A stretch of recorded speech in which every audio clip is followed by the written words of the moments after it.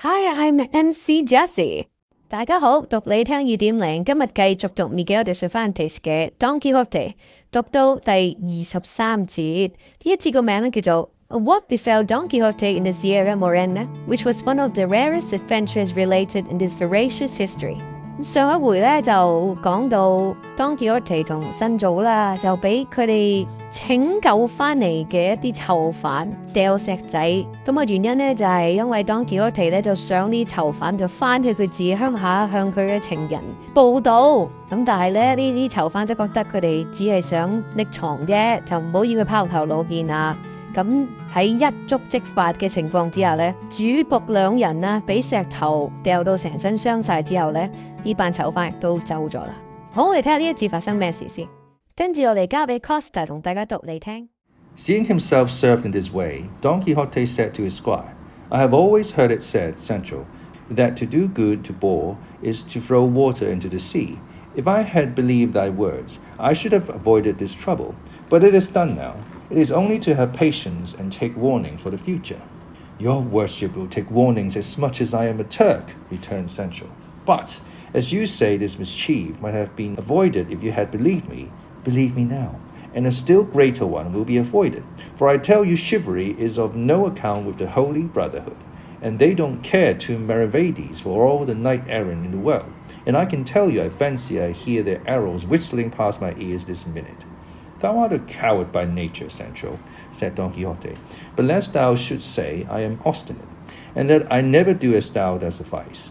This once I will take thy advice, and withdraw out of reach of that fury thou so dreadest. But it must be on one condition, that never, in life or in death, thou art to say to anyone that I retired or withdrew from this danger out of fear, but only in compliance with thy entreaties. For if thou sayest otherwise, thou wilt lie therein, and from this time to that, and from that to this, I give thee lie, and say thou liest and wilt lie every time thou thinkest or sayest it, and answer me not again. For at the mere thought that I am withdrawing or retiring from any danger, above all from this, which does seem to carry some little shadow of fear with it, I am ready to take my stand here and wait alone. Not only that holy brotherhood you talk of and dread, but the brothers of the 12 tribes of Israel, and the 7 Maccabees, and Castor and Pollux, and all the brothers and brotherhoods in the world. Signor, replied Sancho, to retire is not to flee, and there is no wisdom in waiting when danger outweighs hope, and it is the part of wise men to preserve themselves today for tomorrow, and not risk all in one day. And let me tell you, though I am a clown and a bore, I have got some notion of what they call safe conduct. So repent not of having taken my advice, but mount Rocinante if you can, and if not, I will help you, and follow me. For my mother wit tells me we have more need of legs than hands just now. Don Quixote mounted without replying, and, Sancho leading the way on his ass, they entered the side of the Sierra Morena, which was close by, as it was Sancho's design to cross it entirely and come out again at Alviso or Almodovar del Campo, and hide for some days among its cracks so as to escape the search of the Brotherhood should they come to look for them. He was encouraged in this by perceiving that the stock of provisions carried by the ass had come safe out of the fray with the galley slaves, a circumstance that he regarded as a miracle, seeing how they pillaged and ransacked. That night they reached the very heart of the Sierra Morena, where it seemed prudent to Sancho to pass the night and even some days, at least as many as the stores he carried might last. And so they encamped between 2 rocks and among some cork trees. But fatal destiny, which, according to the opinion of those who have not the light of the true faith, directs, arranges, and settles everything in its own way, so ordered it that Gines de Pasamonte, the famous knave and thief who by the virtue and madness of Don Quixote had been released from the chain, driven by fear of the Holy Brotherhood, which he had good reason to dread, resolved to take hiding in mountains. And his fate and fear led him to the same spot to which Don Quixote and Sancho Panza had been led by theirs, just in time to recognize them and leave them to fall asleep. And as the wicked are always ungrateful, and necessity leads to evil doing, an immediate advantage overcomes all considerations of the future, Gines, who was neither grateful nor well-principled, made up his mind to steal Sancho Panza's ass, not troubling himself about Rocinante, as being a prize that was no good either to pledge or sell. While Sancho slept, he stole his ass, and before day dawn he was far out of reach.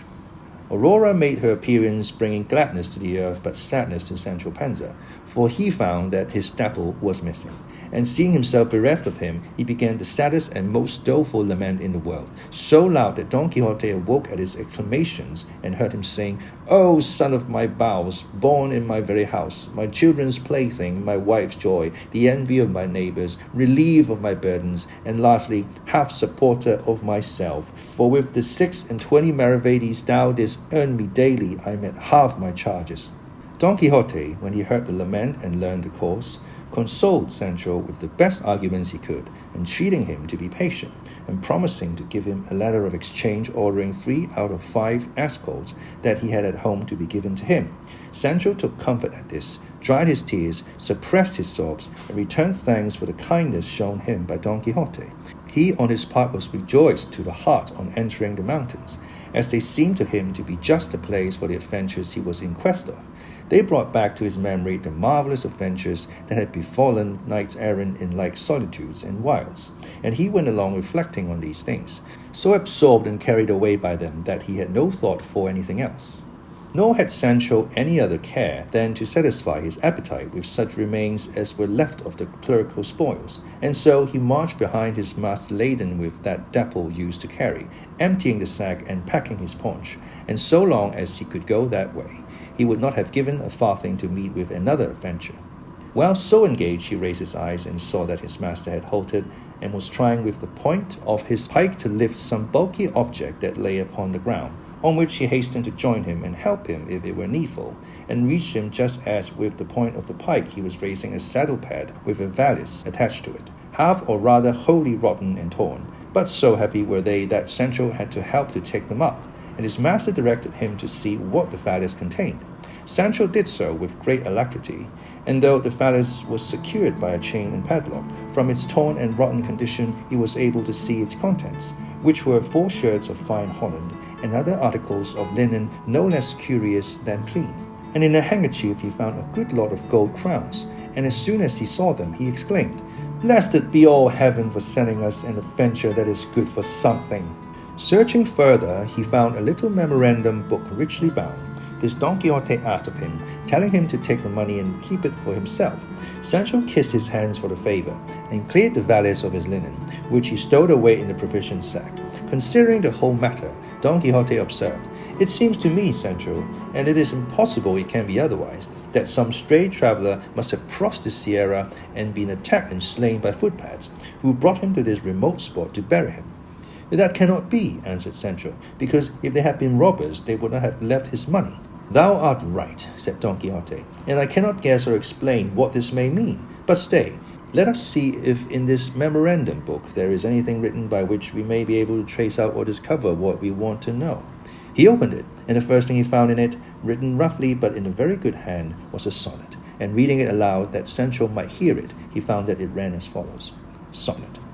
"Or love is lacking in intelligence, or to the height of cruelty attains, or else it is my doom to suffer pains, beyond the measure due to my offence. But if love be a god, it follows thence, that he knows all, and certain it remains. No god loves cruelty, then who ordains this penance that enthralls while it torments? It were a falsehood, Chloe, thee to name. Such evil with such goodness cannot live, and against heaven I dare not charge the blame. I only know it is my fate to die. To him who knows not whence his malady, a miracle alone a cure can give." "There is nothing to be learned from that rhyme," said Sancho, "unless by that clue there's in it, one may draw out the ball of the whole matter." "What clue is there?" said Don Quixote. "I thought your worship spoke of a clue in it," said Sancho. "I only said Chloe," replied Don Quixote, "and that no doubt is the name of the lady of whom the author of the sonnet complains, and faith, he must be a tolerable poet, or I know little of the craft." "Then your worship understands rhyming too, and better than thou thinkest," replied Don Quixote, "as thou shalt see when thou carried a letter written in verse from beginning to end to my lady Dulcinea del Toboso. For I would have thee know, Sancho, that all or most of the knights errant in days of yore were great troubadours and great musicians. For both of these accomplishments, or more properly speaking gifts, are the peculiar property of loves errant. True it is that the verses of the knights of old have more spirit than neatness in them." "Read more, your worship," said Sancho, "and you will find something that will enlighten us." Don Quixote turned the page and said, "This is prose and seems to be a letter." "A correspondence letter, senor?" "From the beginning it seems to be a love letter," replied Don Quixote. "Then let your worship read it aloud," said Sancho, "for I am very fond of love matters." "With all my heart," said Don Quixote, and reading it aloud as Sancho had requested him, he found it ran thus: "Thy false promise and my sure misfortune carry me to a place whence the news of my death will reach thy ears before the words of my complaint.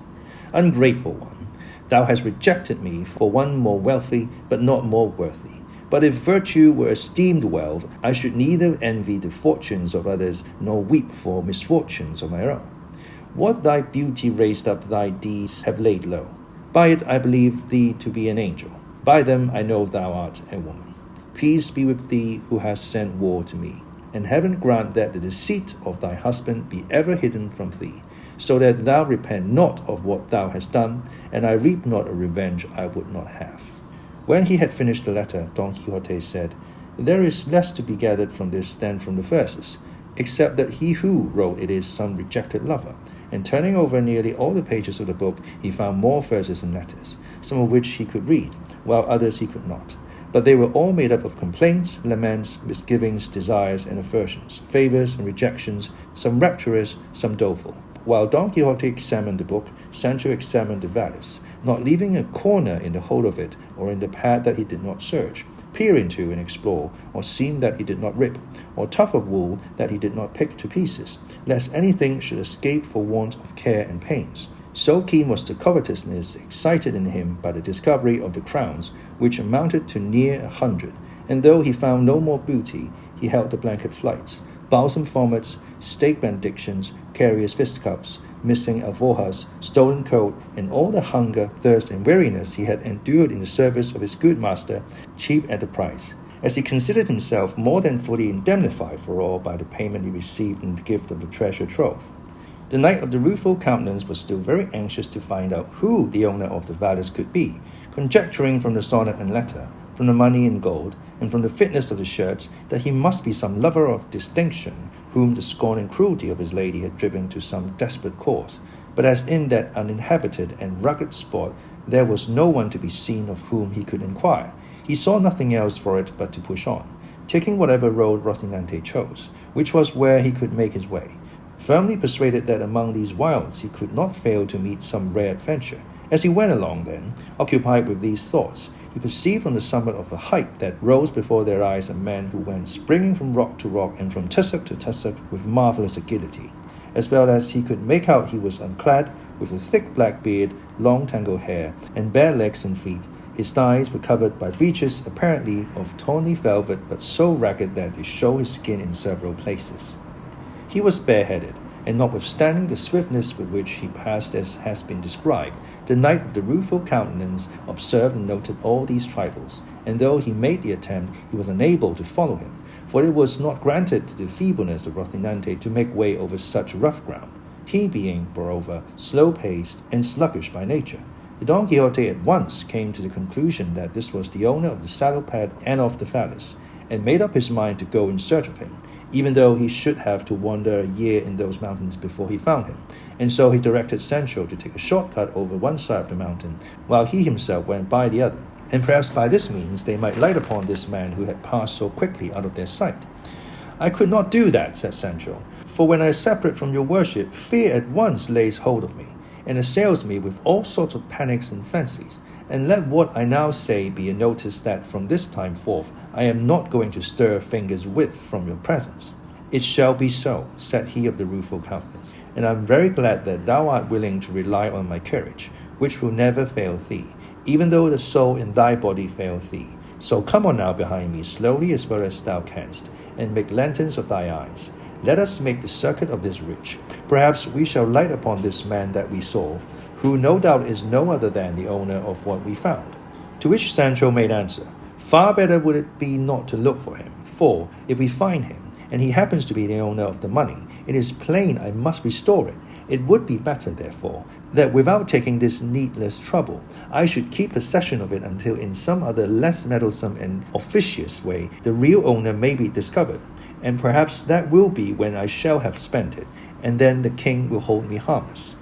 Thou art wrong there, Sancho, said Don Quixote, for now that we have a suspicion who the owner is, and have him almost before us, we are bound to seek him and make restitution. And if we do not see him, the strong suspicion we have as to his being the owner makes us as guilty as if he were so. And so, friend Sancho, let not our search for him give thee any uneasiness, and if we find him, it will relieve mine. And so saying, he gave Rocinante the spur, and Sancho followed him on foot and loaded. And after having partly made the circuit of the mountain, they found lying in a ravine, dead and half devoured by dogs and pecked by jackdaws, a mule saddled and bridled, all which still further strengthened their suspicion that he who had fled was the owner of the mule and the saddle pad. As they stood looking at it, they heard a whistle like that of a shepherd watching his flock. And suddenly on their left there appeared a great number of goats, and behind them on the summit of the mountain the goatherd in charge of them, a man advanced in years. Don Quixote called aloud to him and begged him to come down to where they stood. He shouted in return, asking what had brought them to that spot. Seldom or never trodden except by the feet of goats, or of the wolves and other wild beasts that roam around. Sancho in return bade him come down, and they would explain all to him. The goatherd descended, and reaching the place where Don Quixote stood, he said, I will wager you are looking at that hack mule that lies dead in the hollow there, and faith, it has been lying there now these 6 months. Tell me, have you come upon its master about here? We have come upon nobody, answered Don Quixote, nor on anything except a saddle pad and a little valise that we found not far from this.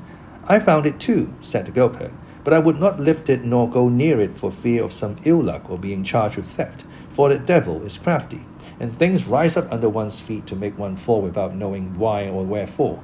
That's exactly what I say, said Sancho. I found it too, and I would not go within a stone's throw of it. There I left it, and there it lies just as it was, for I don't want a dog with a bell.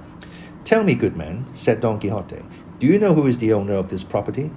All I can tell you, said the goatherd, is that about 6 months ago, more or less, there arrived at the shepherd's hut 3 leagues, perhaps away from this, a youth of well-bred appearance and manners, mounted on that same mule which lies dead here, and with the same saddle pad and valise which you say you found and did not touch. He asked us what part of this sierra was the most rugged and retired. We told him that it was where we now are, and so in truth it is, for if you push on half a league farther, perhaps you will not be able to find your way out, and I am wondering how you have managed to come here, for there is no road or path that leads to this spot.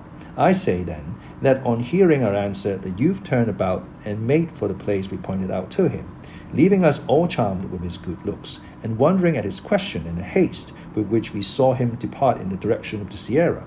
And after that we saw him no more, until some days afterwards he crossed the path of one of our shepherds, without saying a word to him, came up to him and gave him several cuffs and kicks, and then turned to the ass with our provisions, and took all the bread and cheese it carried, and having done this, made off back again in the Sierra with extraordinary swiftness.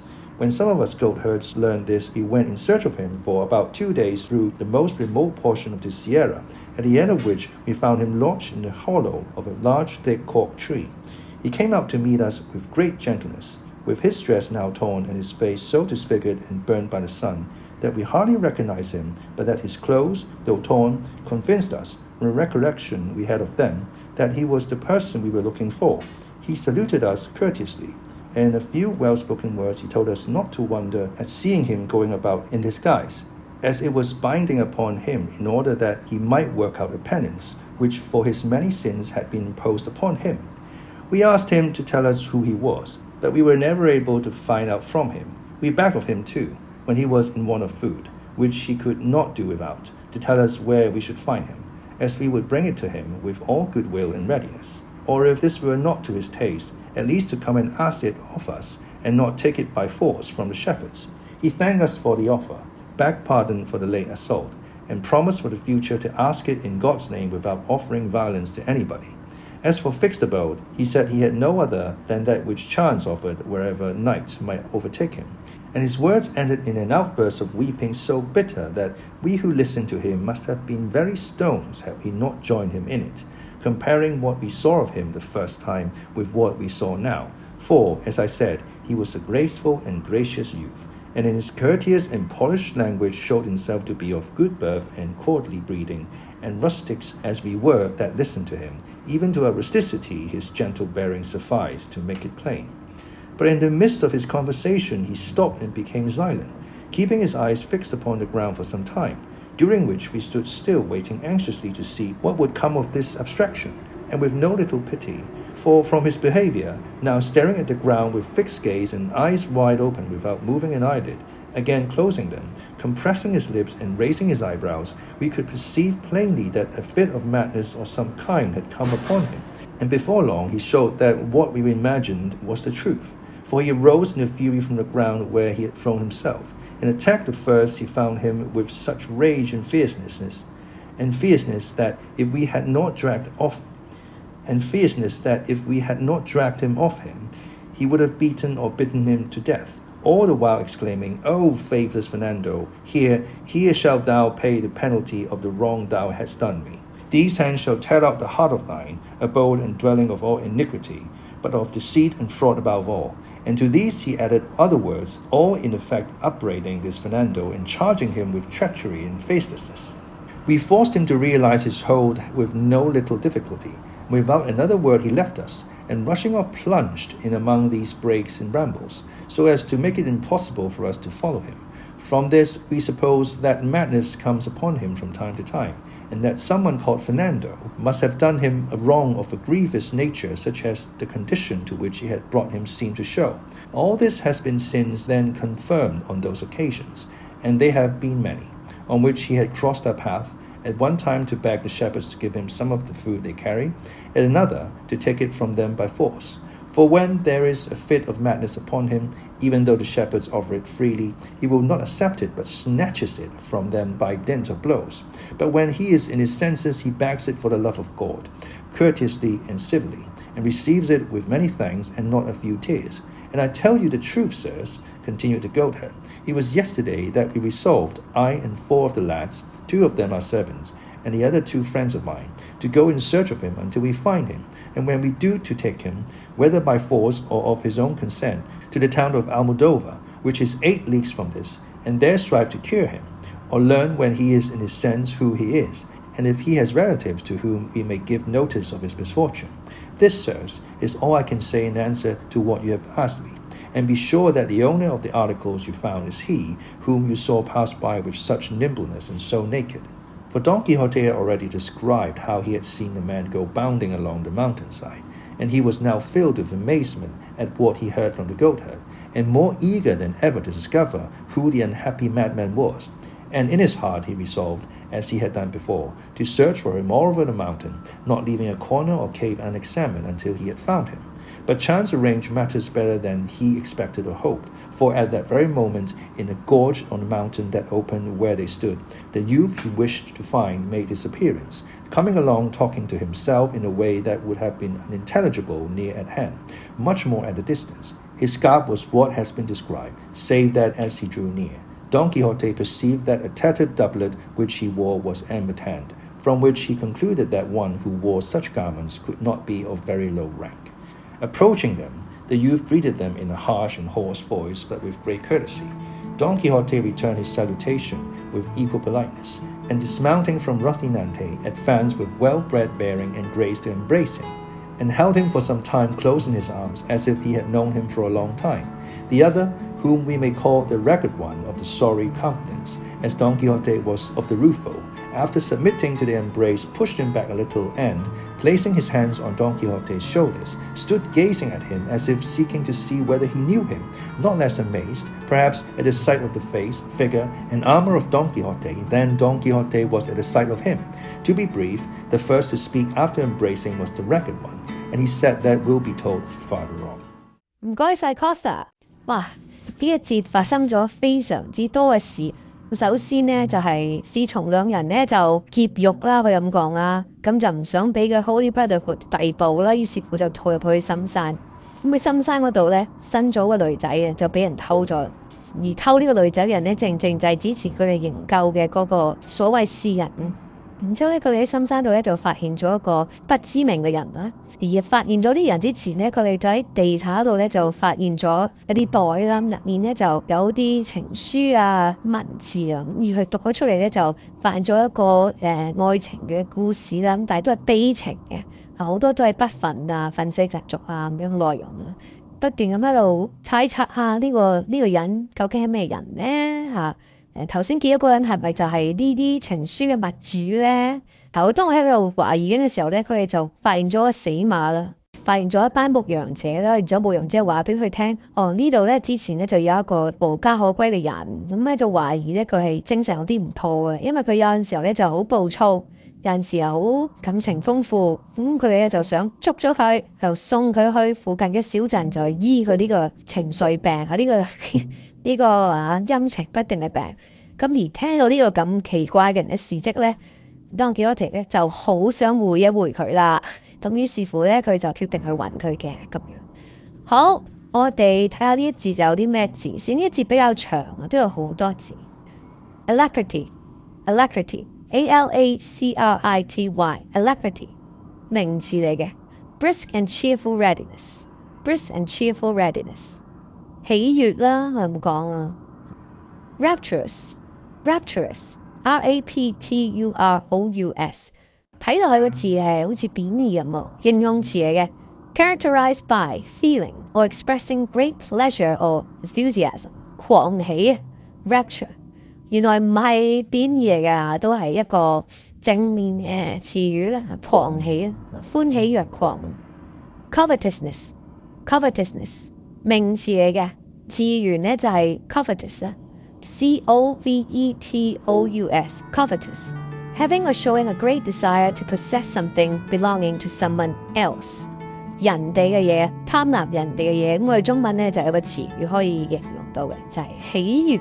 我哋今日讀到呢度，下一次仲大家讀你聽，拜拜。If you like this video, make sure to comment, like, share and subscribe to our channel. Until next time.